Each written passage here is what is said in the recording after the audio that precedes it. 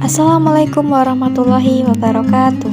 Kami dari kelompok 1 yang beranggotakan Nurul Fatimah, Fatimah Febriani, Desti Oktalia, Putri Lutfia, Oktavia Rahmawati, dan Tiur Nanda Novita. Pada video kali ini kami akan memaparkan materi tentang pertemuan pendidikan dan pembangunan pada mata kuliah pedagogik dengan dosen pengampu Bapak Afri Mardiko MPD. Dengan 4 poin pembahasan. Baik, penjelasan pertama akan disampaikan oleh Nurul Fatimah dengan NPM 046. Baik, Assalamualaikum warahmatullahi wabarakatuh. Di sini saya akan menjelaskan materi tentang pendekatan strategi pendidikan. Pembangunan nasional pada hakikatnya merupakan pembangunan manusia Indonesia seutuhnya dan seluruh masyarakat Indonesia yang adil dan makmur berdasarkan Pancasila dan Undang-Undang Dasar 1945. Indonesia adalah inti pembangunan, betapa tidak. Ialah yang memikirkan, merencanakan, mengawasi, dan suka duka serta pahit yang mendalam. Mungkin hanya itu. Terima kasih. Wassalamualaikum warahmatullahi wabarakatuh. Penjelasan selanjutnya akan disampaikan oleh Fatimah Febriani dengan NPM 038. Baik, di sini saya akan melanjutkan menjelaskan materi pendekatan strategi pendidikan yang sebelumnya sudah dijelaskan oleh saudari Nurul Fatimah. Jadi di sini ada berbagai pendekatan dalam administrasi pendidikan dapat dilakukan dengan cara yang pertama, pendekatan perspektif terpadu, yaitu suatu pendekatan yang berdasarkan kepada norma dan keadaan yang berlaku. Jadi, mengapa pembelajaran perlu diterapkan dalam pendidikan sekarang ini? Karena pembelajaran terpadu memberikan sumbangan bagi penyelenggara pendidikan, yaitu sebagai alternatif pembaruan penyelenggaraan pembelajaran yang diharapkan mampu membantu anak untuk mengembangkan potensinya seoptimal mungkin. Yang kedua, ada pola dasar pengadministrasi pendidikan. Berpedoman kepada konsep dasar pendekatan perspektif terpadu, terdapat 3 pola pengadministrasi pendidikan, baik itu secara makro tingkat nasional, meso tingkat kelembagaan, dan mikro tingkat operasional proses belajar mengajar. Nah, pada pola dasar pendidikan makro yaitu melukiskan kecenderungan kehidupan dengan cermat dan terpadu, mengalihkan kualitas manusia secara layak. Pada pola dasar pendidikan secara makro ini ada beberapa kecenderungan, seperti yang pertama, kecenderungan kehidupan terdapat dalam hubungan manusia dan dirinya. Yang kedua, kualitas manusia menentuk persyaratan atau kemampuan kualitas manusia yang lebih baik daripada manusia sekarang. Baik, itu saja yang dapat saya sampaikan. Terima kasih. Selanjutnya penjelasan dari Desti Oktalia dengan NPM 012. Baik, di sini saya akan melanjutkan materi yang kedua, yaitu dengan judul Hubungan Pendidikan dan Pembangunan. Dalam masalah ilmu pendidikan disebutkan bahwa tugas mulia pendidikan terletak pada upaya pengembangan aspek-aspek pribadi manusia, baik yang jasmani maupun yang rohani. Pengembangan tersebut tidak terlepas dari kenyataan lingkungan seseorang.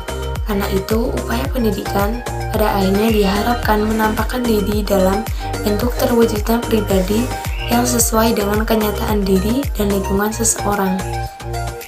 Istilah pembangunan sering diartikan pembangunan ekonomi dan industrialisasi. Pengertian yang demikian itu karena memang sebagian besar negara-negara di dunia memusatkan diri pada pembangunan ekonomi dan industrialisasi dianggap sebagai kuda pacuan yang dapat diandalkan lari secepatnya di dalam mencapai tujuan ekonomi itu sendiri. Karena itu, pembangunan ekonomi dan industrialisasi sebenarnya merupakan kebijakan kekinian dan kekinian dari pembangunan. Tantangan dan masalah kebutuhan tersebut bisa terjadi menyangkut banyak bidang kehidupan seperti ekonomi, kesehatan, pertahanan, keamanan, dan sebagainya. Dengan demikian, makna pembangunan tidak terbatas pada pembangunan ekonomi dan industrialisasi, meliputi upaya-upaya yang beragam dan sesuai dengan keanekaragaman masalah-masalah dan rintangan-rintangan kebutuhan suatu masyarakat. Baik, itu saja yang dapat saya sampaikan. Terima kasih. Selanjutnya, penjelasan dari Putri Lutfia dengan NPM 009. Baik, di sini saya akan menjelaskan materi tentang sumbangan pendidikan terhadap pembangunan. Dalam sejarah kehidupan manusia, selamanya tidak terlepas dari pembangunan yang diberikan oleh pendidikan. Memang, tanpa makan dan bernafas, manusia tidak akan mampu bertahan di dalam kehidupan yang berhasil sesuai dengan nilai-nilai manusiawi bagi diri dan lingkungan seseorang mutlak memerlukan bekal kemampuan jasmaniah dan rohaniah dari manusia itu sendiri. Manusia purba yang mempunyai kemampuan jasmaniah dan rohaniah sesuai dengan zamannya tentu akan kebingungan menyesuaikan diri dengan masalah dan tuntutan hidup zaman modern ini.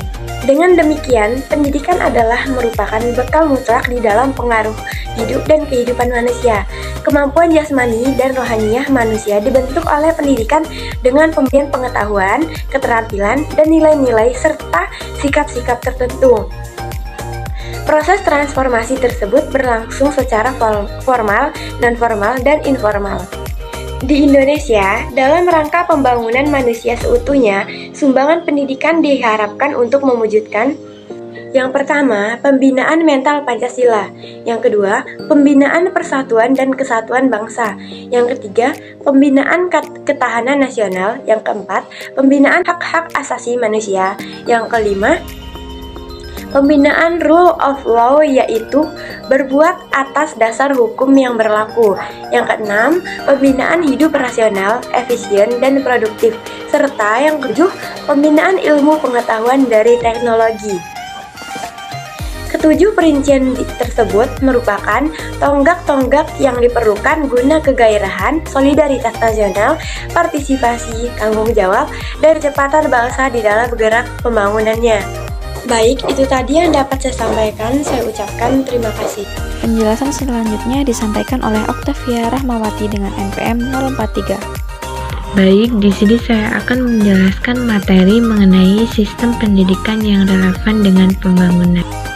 Sistem pendidikan yang relevan dengan pembangunan berarti mempunyai tingkat keterhubungan yang tinggi antara pendidikan yang diberikan pada seseorang atau suatu masyarakat atau bangsa. Masalah-masalah dan hajat hidup suatu masyarakat atau bangsa berbeda-beda pada periode yang satu dengan periode lainnya, kelompok masyarakat di tempat yang satu dengan lainnya, dan seorang yang satu dengan yang lainnya. Jelas bahwa pendidikan yang relevan dengan pembangunan dituntut untuk mengabdi pada kepentingan nasional, regional, lokal, sampai pada kelompok kecil berupa keluarga, juga pada kepentingan seseorang yang senantiasa mengalami perubahan dan perkembangan dari masa ke masa. Perubahan dan perkembangan yang cepat tersebut memerlukan penyesuaian pengetahuan, keterampilan, dan sikap-sikap tertentu dari seseorang atau masyarakat yang menghadapi tantangan masalah dan hidup baru. Suatu masyarakat beberapa tahun yang lalu masih dapat hidup dengan mata pencarian pembuatan periuk, belanga, dan sebagainya dari tanah. Tetapi dengan meningkatnya alat-alat keperluan dapur yang murah dari bahan-bahan aluminium dan plastik, maka sudah dipertahankan mata pencarian membuat alat-alat dapur dari tanah. Penjelasan terakhir akan disampaikan oleh Tiur Nandanovita dengan NPM 020. Baik, saya akan sedikit membahas tentang pendidikan dan pembangunan. Pendidikan dan pembangunan dituntut untuk lari cepat sehingga kemungkinan seseorang atau suatu masyarakat atau bangsa menyesuaikan diri secara berhasil dalam perubahan-perubahan dan perkembangan dunia kini serta yang akan datang. Dalam hubungan ini, Margaret Mead mengatakan bahwa education now is not maintenance of the old, but for change. Jadi ini adalah sebuah semboyan. Semboyan tersebut dijadikan titik tolak kebijakan pendidikan di Nepal dan juga di Indonesia, dan dianjurkan oleh Komisi Internasional Pengembangan Pendidikan. Ini berarti bahwa pendidikan dalam pembangunan dituntut untuk mengemban tugas yang semakin kompleks dan juga sesuai dengan aneka ragam masalah dan hajat hidup perorangan, keluarga, masyarakat lokal, regional, maupun nasional. Seperti di Indonesia misalnya, pendidikan juga dituntut untuk menstimulasi masyarakat guna menjaga kelestarian hutan, mengikuti program keluarga berencana, mempertinggi kegemaran menabung di Tabanas atau Taksa, dan lain sebagainya. Sekian dari saya ucapkan terima kasih. Sekian penjelasan materi dari kelompok kami. Terima kasih atas perhatiannya. Wassalamualaikum warahmatullahi wabarakatuh.